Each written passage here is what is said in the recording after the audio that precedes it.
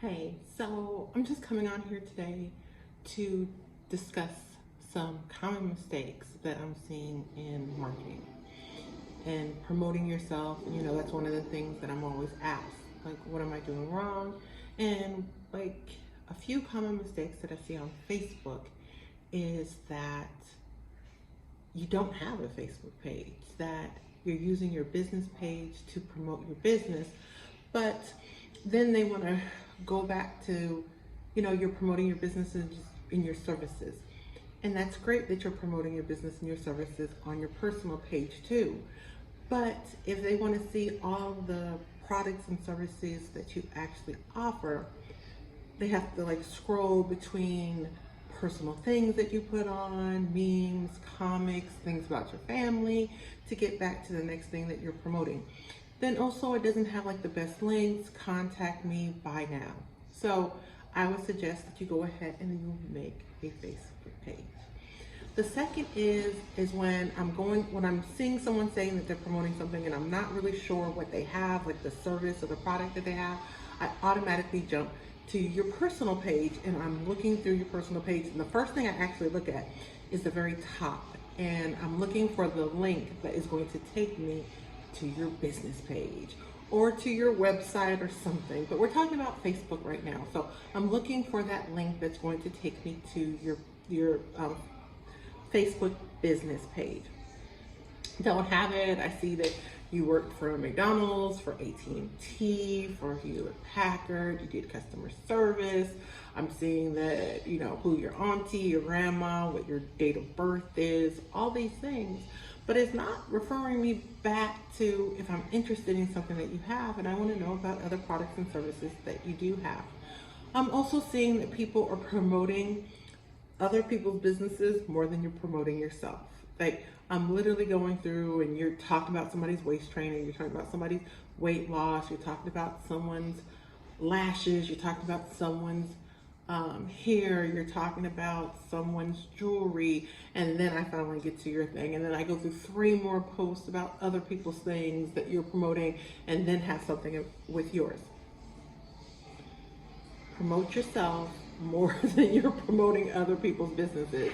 You promoting those people's businesses is probably not getting you money unless you're an affiliate marketer or unless you're getting some profit of the sales, something like that. But if it's not, that's not gaining success in the business that you want to do. So I would suggest to, scale back. You can highlight someone's business maybe once a week, maybe once a month. You can go ahead and then do that. But you want to be promoting yourself more than you're promoting other people. Another one that I happen to be seeing right now is your personal page is very, very, very unprofessional. Like, I'm seeing all kinds of things that are unprofessional. And I don't even want to go into what's unprofessional, but if you're doubting if one of your customers or clients would go ahead and then purchase something from you, from your Facebook page, from the post that you're putting in there, it's probably not smart to go ahead and then do it. Then I also always go through my personal page because sometimes, I get emotional. Sometimes I just wasn't thinking and I shared a post that I probably shouldn't share, that is not going with my brand. And my personal page, because with the business that we have and every single person that works for you, they are considered to be brand ambassadors. And you are considered to be a brand ambassador of your business. So the person that you are reflects on your business. And if they know, and even if you don't say that you're the business owner, people are going to find you. So even if you're not promoting yourself on your page, they're going to find you. And I've seen people smoking weed, popping pills, cursing other people out, just doing some things that like my 16-year-old would have done when she was 16 years old. So that's a bad move to go ahead and do, because a lot of times people want to make sure that you are professional. If you're not being professional, then they're thinking, am I going to actually get my product? Is she going to actually give me my service the way that I want to? Is she going to be professional the whole entire time? What's going to happen if I ask for refunds? What's going to happen with this? Also, something else that I saw yesterday, and I like to skim through, other business pages and groups and stuff like that. But I saw that someone asked, it was a lady that was selling clothes, and someone asked for a refund. And then they gave her a bad review on Facebook because she didn't offer the refund, and she said that she offered the credit instead. Okay, well, I saw the review. The review was kind of mixed in between. She said she didn't offer a credit or a refund, but that, that's here or there. That's not actually the point of this particular one. So she goes on to Facebook and then goes on to a group. And I don't know how many groups that she went on with this one, but I know that she went on to this one because this is the group that I was in. And she takes screenshots of the conversation. The name is not blocked out, nothing like that. And then she proceeds to post it onto another group. And, I tell people that every business goes through refunds, clients not happy, them giving bad reviews. It's the point that, we're trying to knock down how many people are giving us bad reviews and having more people giving us good reviews. I mean, people are giving bad reviews on Apple, Walmart, Target, Android, Hewlett Packard.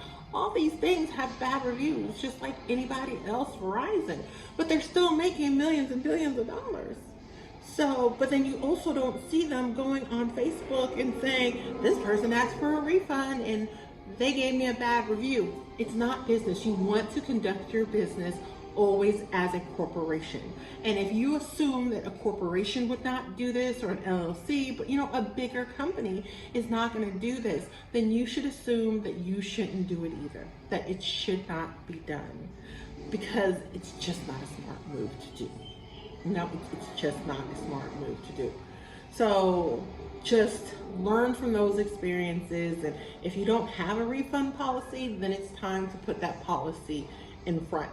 And then when people see reviews that said, you don't give refunds, and they go onto your site or they go onto your Facebook page, and your Facebook page says that I don't give refunds, then they're going to go, okay, this lady wasn't paying attention, those kind of things. But you backed yourself up beforehand. And that's what's the most important thing that you need to do.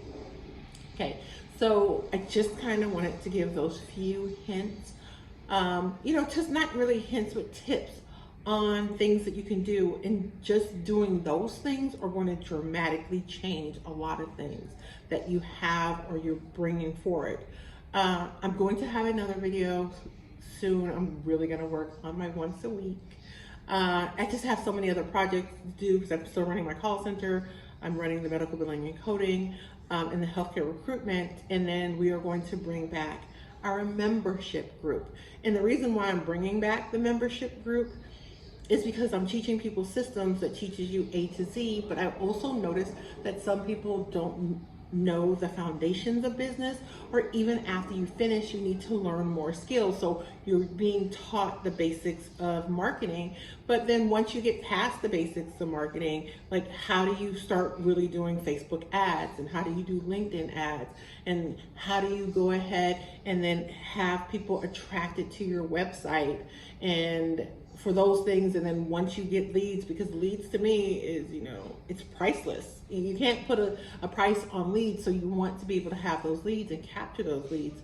So then once you go ahead and then you capture those leads, what's the next step? How do you market to people? What emails do you bring out? What promotions do you bring out? When do you bring them out? How often do you bring them out? So those things, how to effectively use social media to your advantage, how to effectively go on to Facebook groups, because I'm good at going on great Facebook groups, and marketing myself without marketing myself. So one of them is to always show that you're the expert. You don't have to say, come buy my product or come buy my service.